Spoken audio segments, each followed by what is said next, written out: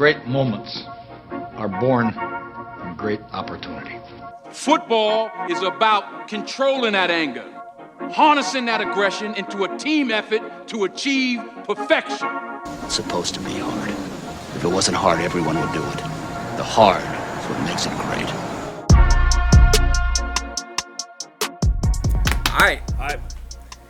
Here we go, Bubs. Episode number 5, and we're talking about 3 sport athletes. And we're gonna get into a lot of different things, and this can go a lot of different directions. But once again, good to be back. Thank you all for listening. Please give us feedback if you guys have a chance when you're listening out there. It makes us feel a lot better when we're hearing from you guys out there that are actually listening to the podcast. Yeah, questions, comments, all that type stuff. It's crazy to think this is 5 already. I know. I think that's awesome. Yeah, about a month into it. Month into it, some good topics. I think we've had some good feedback and another good one tonight. But first, okay. Kind of a quick take right here, Jess. College football, so many coaches being hired and shuffled. Is CU a better football program if Deion Sanders takes a job? My opinion, my humble opinion, whatever it's worth, right? If Deion Sanders takes this job, we are contenders instantly going into next season. I don't know what Deion's doing at Jackson State, how he's recruiting. He has a big name. He's Deion Sanders, right? Yeah. He's one of the best athletes. They want to play for Deion. Yeah. Prime time. Prime time. And so I, with the transfer portal and everything that we've talked about, if he's the head coach at CU next year, whenever they hire him, we're that much better. And I believe we're instantly contenders for Pac-12. And it puts us in the argument. And because, you make the assumption that if he comes, his son's going to come as a quarterback. Right. These 5-star recruits that he got to go to Jackson State are also going to come. And then the transfer portal, whatever the draw for Deion is he's going to bring all that too. He'll have the golden ticket of getting those athletes. Yeah. But I also think in-state-wise, a lot of our big-name guys that play here in Colorado would stay potentially too. And I love CU. That if we ever we got to do this episode once is when did you fall in love with baseball? Right. When did I fall in love with football? Because I have my story. I love telling that story. But CU, if we could bring CU back to prominence, and I think he's the one that can instantly do it. Right. And we'll see. My big question is, what's in it for Deion? And when I heard his name, I was like, no way. Like, yeah. Why would Deion come here? He's not from the area. He has no ties to CU from what I know. So it'd be interesting to see, like, why? Why CU? It'll pan out. We're a couple weeks away. I think all of the postseason tournaments start when? Well, you got the conference championships this weekend, and then you got all the postseason stuff in December. But because he's division, I think Jackson State is Division 1 AA. So I don't think they do a tournament. They do an actual tournament. So I don't know. What is it? SWAC? What is it? SWAC. Yeah, we'll be curious in the coming weeks. But let's go Buffs. I know. Go Buffs. It could be a big move. It is. Can you see Deion Sanders in Boulder? No, I can't see that. But you never know. You never know. I want it. I want to see it. We all want it. I want to see it. It'll be good.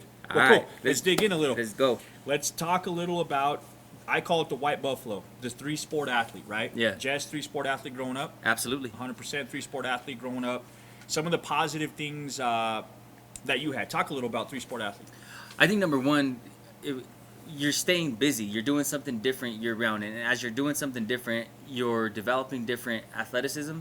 You're developing different muscles. The overuse is real in every single sport, and I don't want to jump right into that. But it was just exciting. I knew when fall came around, I was going to play football. Right. When winter came around, I was going to play basketball. When spring came around, I was going to do baseball. And then summer was kind of a modge-podge of everything. Sure. But I think the most important thing is that you're doing something. I want to caveat the entire episode by saying this. Doing something is better than doing nothing. Right? Even as detrimental as I feel single sport athletes are for all year round, doing something is better than doing nothing.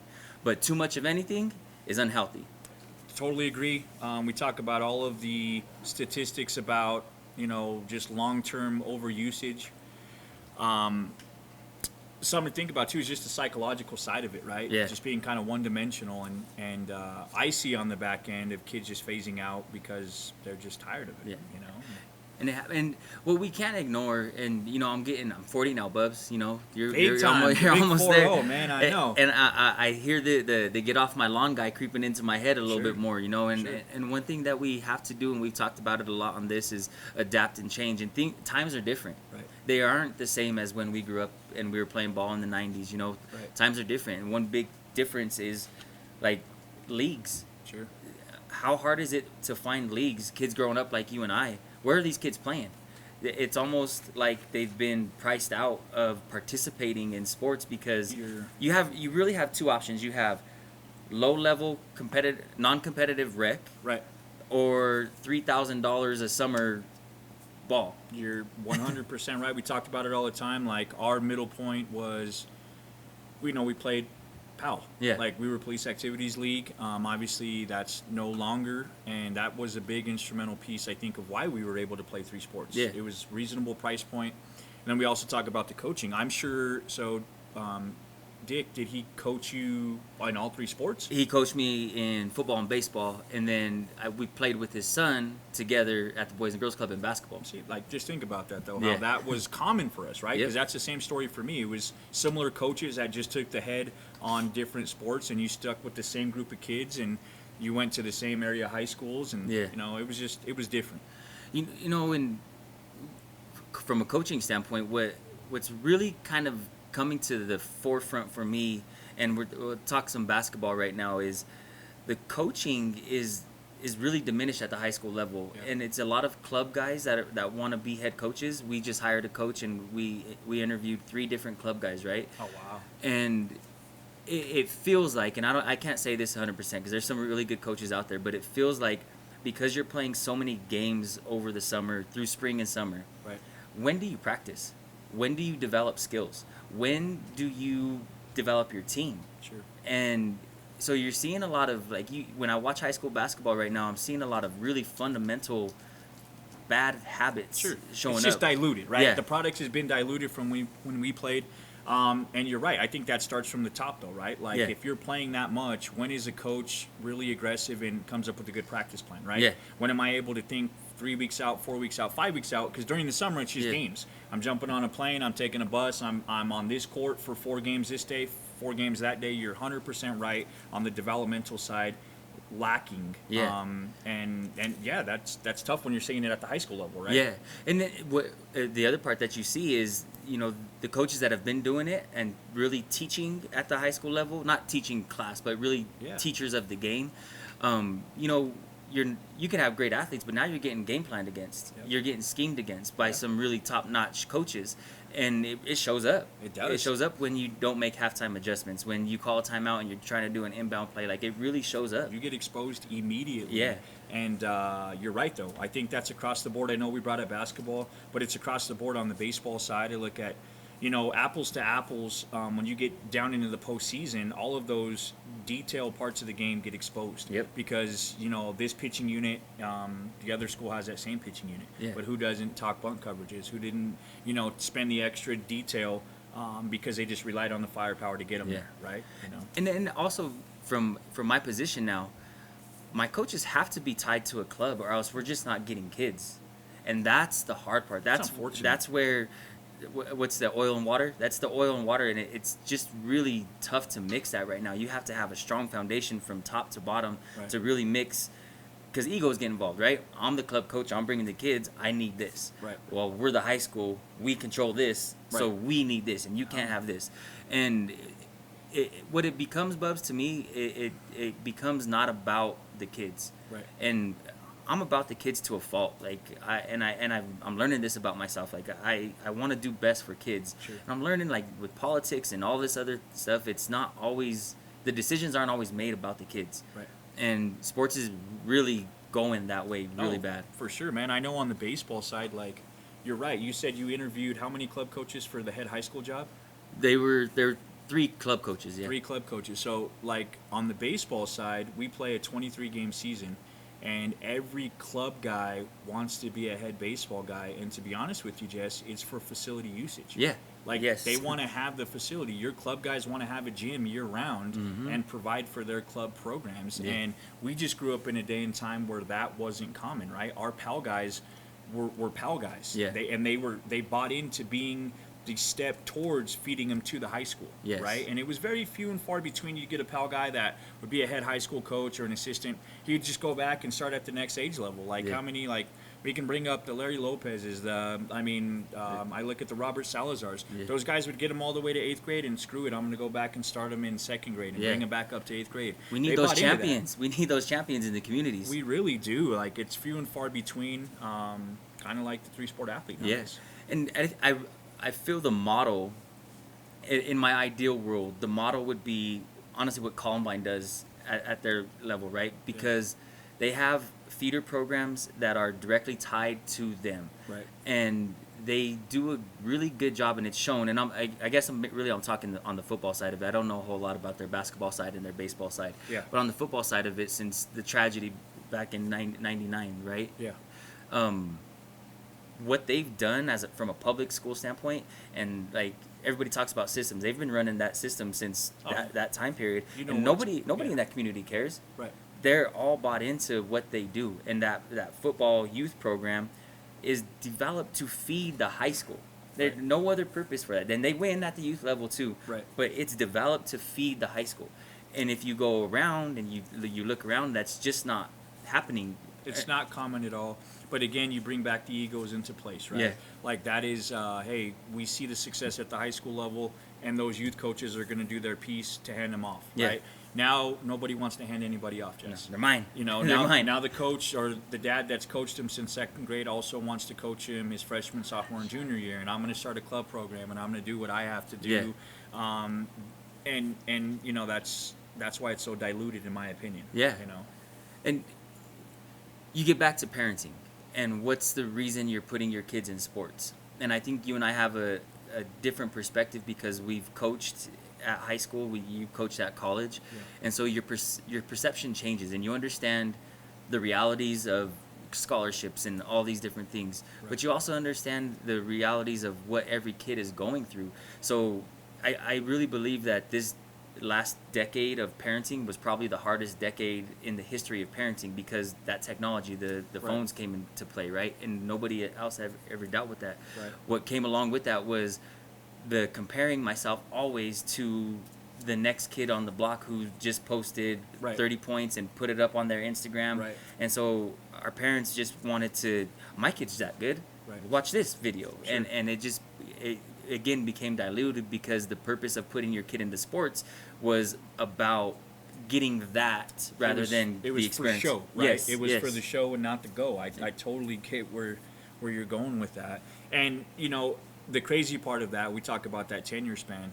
I think the roughest is probably this past 5 years because you had a pandemic into that. Right, Right. yeah. We get a lot of kids that just weren't developed in routine. Mm-hmm. I was talking to Ernesto Marquez, who's the head baseball coach at North today, and you know, a great program in the Denver public school system on the Yeah. baseball side.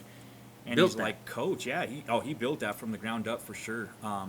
But he's like, Coach, you know, like getting kids back in routine. Mm-hmm. Like, we got the stellar athletes, but having them buy into a routine, you know, and Yeah. and we talk about that. It has to be established at the youth level, and when you hand that off, you take a little pride in saying, hey, that kid's better and is going to provide to that program. And that's not as common as it used to be. So what's the where are the kids going if we don't have kids anymore that are doing the football, baseball, basketball thing or whatever the 3 sports are? Like, what's happening to them? Where are they? I just think they centralize too early personally, right? Yeah. I don't think that they're necessarily not playing athletics. It's just, you know, Jimmy and Joey see this kid from California that plays year-round baseball, right? Well, the kid lives in California. You can play your You can baseball. play year-round baseball there, right? Like, my biggest thing, like owning a facility, right? My goal with this is always to be an advocate for multi-sport. You know, I want my kids play basketball. You know, I want them to have off-season. We have times where my kids aren't allowed to throw a baseball for wear and tear. Yeah. I just think everyone thinks they need to do more of that in order to get the better result when Yeah. they don't realize it's really breaking down the athlete by doing more, if that makes sense. I Being think- centralized. I think you need to say that again because that is so valid, and Like, say that again. That It's- point right there. Yeah, it's just you think you're doing more. Like your mindset is positive, but the way you're going about it is going to have a negative result. Yeah. By centralizing early, like we talk about, like just the statistics of injury, right? Like Yeah. if I'm, what's a common age you think most kids centralize? You were a football coach, and I know you probably had a lot of more multi compared to me being Yeah. baseball. My opinion on when they should centralize is When do you think they do though? when they do. Like, when are you seeing it now at the high school level? Like, if you went up to a kid and you're like, "Hey, man, how come you didn't play football your freshman year?" Like, Bubs, I'm seeing at 8, 9 years old. it's crazy. It is, right? 8, 9 years old kids are like, I play baseball year round. I play Think basketball year about round. that repetition base on Yeah. your swinging, throwing, right? And the biggest part for me is just the psychological side on the baseball side, Yeah. because that's a game of failures. Yep. Right? Like, how long and when is the kid finally just going to say, "I'm done with the game"? Yeah. And he's wasted all those years, all those memories, all those attempts of not even playing another sport. Yes. Right? Like, Yep. it's telling the parents that, like, let them be challenged in a different area, have their body be developed another side. It's okay to have an off season. Yes. And let your body rest, and not even body, just let your mind rest. Yeah. We have an instructor here. His name's Grant Witherspoon. He plays AAA baseball at Tampa Bay Devil Rays. Grant finished, I want to say, early September with him, and he just picked up a bat for the first time just on the day after Thanksgiving. He said, "I do not even want to pick up a bat. I don't want to be around a tee. I don't do anything because Yeah. mentally I just need to refocus. I need to enjoy life." Yeah. And then the result of me doing that, of stepping away, is a positive result in order for me to make a big league roster. Yeah. Like, that's a pro doing that. So why wouldn't that area work for a 10-year-old? Yes. Like why can't we establish it at that age, And it's the want, right? It goes back to the reason why the parent wants to put that kid in sports. It's, I want you to earn a scholarship. I want you to go professional or whatever that, like, Right. It's this want that we have as parents to see our kids be the best. And we all want our kids to be the best, Bubs. Like, Right. You're going to give your kids the best coaching, the best facilities, and they're going to do that, right? Right. But at some point, like, we have to step back as parents and how much is too much? Right. And too much of anything is unhealthy. It is. Too much of anything is unhealthy. If I'm drinking too much, it's obviously unhealthy. Right. If I'm spending too much time at work, that I'm taking away from my family at home. If I'm spending too much time with my family, I'm taking away from work. So true. So we have to find that balance with the kids, and it's hard, right? Yeah. Because you see, I want to catch up. I need my kid to be as good as this next kid. Right. But when I'm coaching quarterbacks and I'm talking to him, and Dad's like, "I want to throw." Get to throw. I was like, "Nah, I'm not." I had a dad and love him to death, but he wanted to throw as soon as the season ended. Yeah. I was like, "Nah, I'm not available until January." Shut it down, right? Yeah, just take it off. Take you don't some need to. time off, You don't need to. recoup. Like, get away from it. Physically, mentally, Yeah. recoup. They just think they need to push the go button. And Yeah. here's the reason, Jess. If you're not doing it, Jimmy and Joey's doing it, right? Right. And that's always a thing. And with my kids personally, so I have a 14-year-old, I have a 12-year-old, and my daughter's 8. Go run around the basketball court. You're going to get your cardio working. Work Yeah. on some layups, man. Get a couple jump shots up. Yeah. So, I know you're not hitting fastballs, you're not taking your, bullpens, but that's okay. Yeah, It's going to be okay. It's gonna be okay. You're fine. It's gonna be. You're not okay. sitting on the couch. Yeah. And like you said when we opened up, as long as you're staying active doing something, Yeah. it's going to be okay. It's gonna be okay, and I think parents really just don't understand that, and to tell a parent that, right, you're wrong, you can't be right. But I just wish more parents could see that perspective and take a step back and understand that it will be okay. Yeah. We touched on football, and we haven't touched on football yet in this because, to football's credit, I think it's still one of the most educationally based sports out there. Everything else is club based. Yeah. And what football's doing right now is trying to get to that, because there's money to be made, Bubs. And, There is. And so spring football is going on right now, and I am 100% against spring football. Football is not a year-round sport, and so spring football is going on. And I was in DPS when we started Futures. There was no spring football prior to Futures starting. Yeah. So I was there when we started it.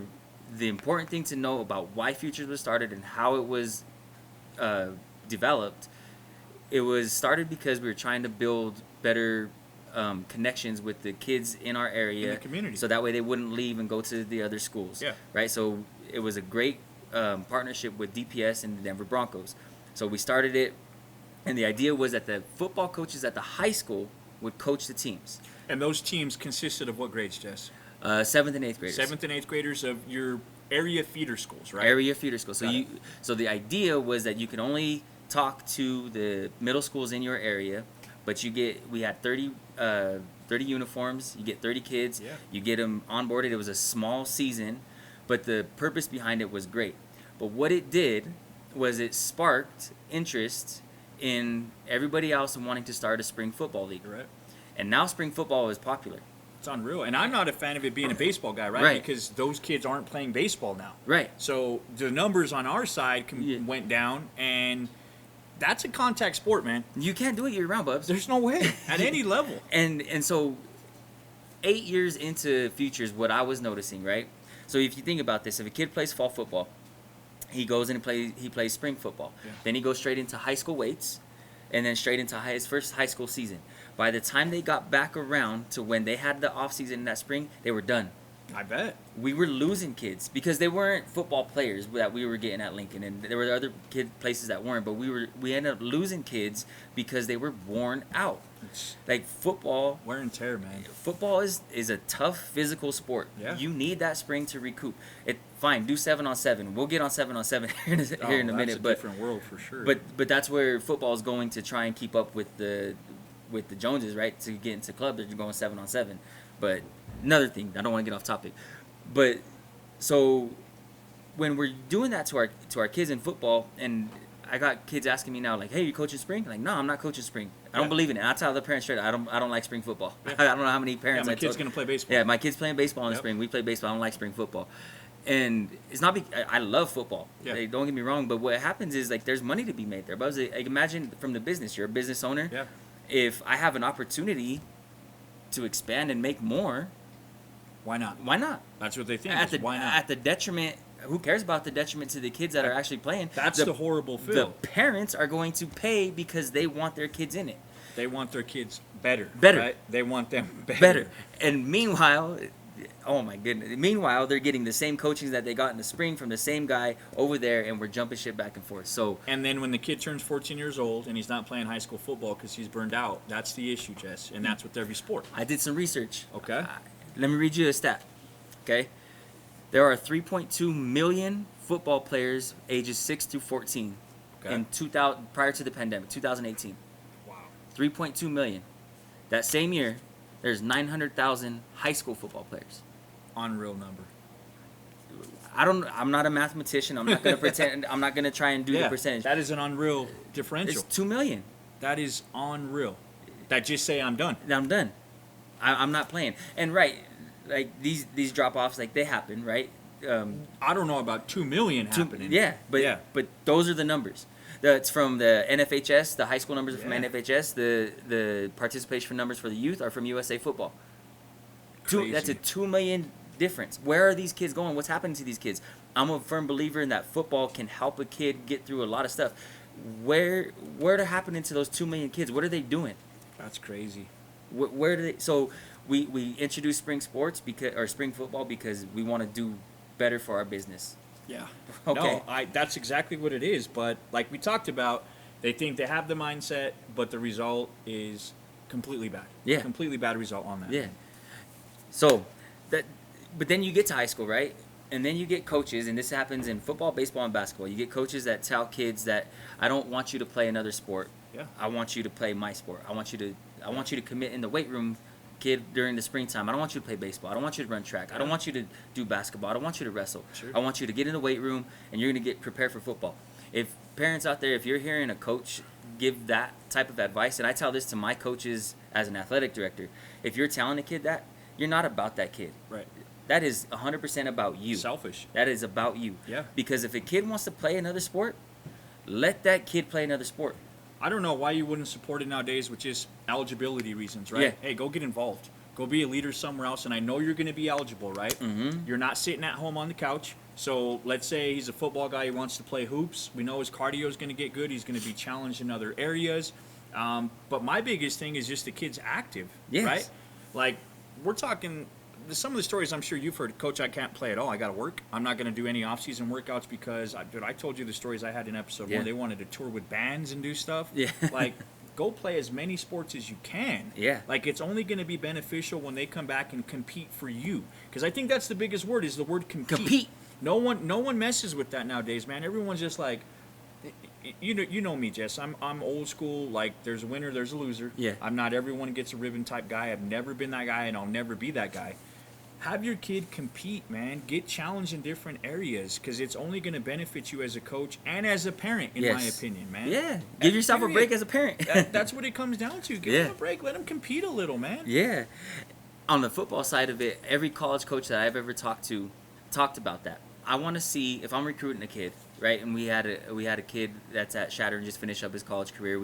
I had a kid go to Mines and a couple other places, right? But I want to see that kid compete on the basketball court. I want to see him when the game's on the line make a clutch free throw. Love it. Is he guarding the best player on the other team? I like because if I want to recruit a kid, I want somebody who's tenacious. That's a mindset, right? Yeah. That's I a want mindset. to see him wrestle. I want to see how he takes a loss if he gets pinned. That's exactly That's how it one-on-one. is. Nobody's out there. I want to see that kid do track and field. Does he give his effort? Like, Is he competing? Yeah, is he competing? Consistently competing. That's all I care about. when he steals a base on the baseball field, what's his effort? Like when he misses a fly ball or when he goes after a fly ball, what's his effort? College football coaches, and you could talk about the baseball side of it, but college football coaches want to see that.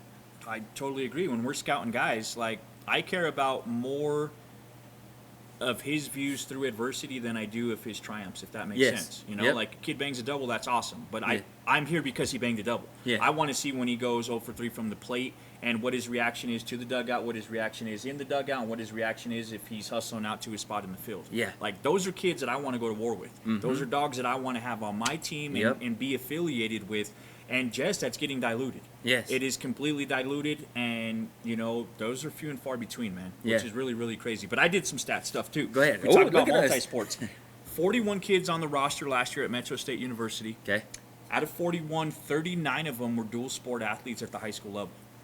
I think that's awesome, man. And those are collegiate athletes. And parents, if that's the goal, Right. if collegiate athletics is the goal, please don't ignore that stat. Because that's 39 of 41. Yeah. That is unreal. I was like, yeah. And we can talk about the years or the grade where they said, okay, I'm just going to focus on this one sport. Yeah. But they were all minimum 2 sport. I should have asked. I want to say there was a handful of 3 sport. We have some small school kids. Yeah. You know, like southeastern Colorado, some Arizona small schools, and they were playing 3 sports. Yeah. You know, which is awesome too. But that's a really cool stat. Yeah. They were active as can be, and they're living out their dream by playing at the collegiate level. Like, it's a no-brainer. Yeah. Like the numbers are there if we look at the final edge of where you want to be, right? Right. Like, I think everyone sees the social media in front of them. Oh, this little 10-year-old's running through this. He's playing year-round doing this. Like, but let's look at the final number when they're 18 or 19. Yeah. Like, they still got to be around the sport. They Yeah. got to love it, you know? And that's what you see a lot. One time, it breaks my heart when I would get to senior year, kids play football his entire life. And there was rare kids that I had, but they'd been playing football their entire life, and they'd get to their senior year, like, I don't want to play anymore. And I'm begging them because we need them on the field. Right. I need you on the field. What's going on? What can I do? What can I do? I'm just worn out on it. Yeah. My dad, my mom has really pushed me into it, and I'm just tired of it now. 100% right. And your athletic career, your life is not over once youth ends. Right. Like, we should be preparing them for high school. That's the goal. Is having everyone just enjoy that chain and that handoff, right? Yeah. Like I told you, some successes we had, let's say at Chatfield High School. Like, it wasn't because of me. It was because the youth coaches had done a really good job, Yeah. and they said, "Hey, here's a polished product for you. Yeah. I hope they're in good hands, and you do what you can with them in high school." And then my goal with them as the high school guy was to say, "Hey, I redefined some tools, and he's ready to play collegiately. Right. And here you go, college coach. I stamp my name, and this kid's a worker, you know?" And, Yeah. like, everyone bought into where they were. Yep. It's just few and far between now. And It's the white buffalo. it's completely the white buffalo. Unreal. And we got, my hope is that we get away from that at some point. I don't know what that point is, but we just got to move back towards doing what's best for the kids, Right. and not what's best for us. But again, when there's money involved, and this is the scary part, right? When there's money to be made, the hustlers are going to come out. Yeah. And when you get the hustlers, you're not going to get great facilities and great programs like play ball. Right. There's going to be somebody trying to take advantage of you. Oh, yeah. On the baseball side, you're right. Anyone with the backyard just can have a club team right now. Yeah. Anybody can form whatever they want to do, but I'm all about not having the game diluted at the stake of the youth nowadays, Yeah. man. Like, that's what it comes down to. That's what it feels like is happening. Is we're making the sports worse at the expense of the kids. It's so true. And I'm an advocate for the game of football. Like, I love the game of football and what it could potentially do under the right circumstances, right? And with the spring football and the 7-on-7s and the recruiters out there, like the recruiting bases that are trying to take money from the parents so that way they get into these recruiting bases, like, man, it's tough out there to parent your kid through athletics. It is for sure. And it's tough, being a small business owner, because we offer fall baseball, Jess, we offer summer baseball, and then we obviously have winter workouts. But our facility is the biggest advocate for multi-sports. We have our coaches who are our head baseball coaches coaching that same team in basketball, right? And we have our football kids that say, hey, and we have a catered fall season on Sundays because of all the football kids that were like, go play football. Yeah. And if you want to come and get some at-bats or play some outfield on Sunday, great. And if not, that's fine too. Yeah. So it can happen. Yes. It's just egos can't be involved and finance can't be the top line because this country club, like the country club sports are developing and it's rapid, man. Yeah. And what happens to the kids and not every kid needs sports. Every boy out there needs to do something because we're terrible when we have downtime. No, it's true. But every kid needs to have the opportunity to play sports. So what's happening to the kids who can't afford the $2,000 to travel for baseball, for basketball, or to, what's happening to those kids? Right. They're getting eaten up, Bubs. They are. And unfortunately, it's tough because let's say, like we talked about, they'll go play at a youth league, right? Directly because that's all they can afford. Yeah. And it is night and day when they get to the high school level because of the monster that was created during that time slot with the other kids, right? And it's unfortunate, man. It's extremely unfortunate. And these numbers, the 900K to the 3.2 million, a lot of that happens because a lot of kids can't meet the expectation of high school because they don't have the foundation of commitment, like we've talked about before, to finish a high school season. Right. And it's disheartening. Yeah, man, it's something that hopefully is on the up and up, man. Yeah. We'll see. All right, Bubs, halftime. I think we could have gone on forever with that topic, and maybe we got to come back to it and get some different perspective on it. It's forever changing, Jess. Yeah. Forever. Yeah. So, halftime adjustment. Last week you talked about tilting the big toe to the corner of the plate. Yeah. What you got for us this week? 3-plate drill. We'll upload some stuff at a later time. What I like to do with our 3-plate drill is you have your standard plate when you walk up to the box. I like to stagger 2 to 3 steps. We drop another plate, 2 to 3 steps up from that. We drop a third plate. What this drill is going to do is control tempo and rhythm, which are extremely important in all sports, but in hitting for sure. Yeah. Tempo and rhythm, you really want to get a good gauge. That's why the on-deck circle is so important. That's a whole different topic, but it's really neglected from the collegiate level on down to the 8-year-olds. It's not taken seriously. But during that 3-plate drill, I like to modify 3 pitches per plate.